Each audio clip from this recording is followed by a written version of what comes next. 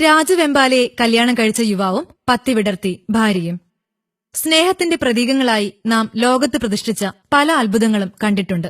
അതിലൊന്നാണ് ഷാജഹാൻ മുംതാസ് പ്രേമകുടീരമായ താജ്മഹൽ. അങ്ങനെ നിരവധി സംഭവങ്ങൾ. ഇതാ തായ്ലൻഡിൽ നിന്ന് വാർത്ത വരുന്നു. ഒരു യുവാവ് രാജവെമ്പാലയെ വിവാഹം കഴിച്ചിരിക്കുന്നു.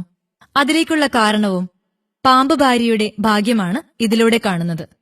5 വർഷം മുമ്പാണ് ഈ യുവാവിന്റെ കാമുകി മരണപ്പെടുന്നത്. 2 വർഷങ്ങൾക്ക് ശേഷം തായ്ലൻഡിൽ നടന്ന ഒരു പാമ്പ് മേളയിലാണ് യുവാവ് രാജവെമ്പാലയെ കാണുന്നത്.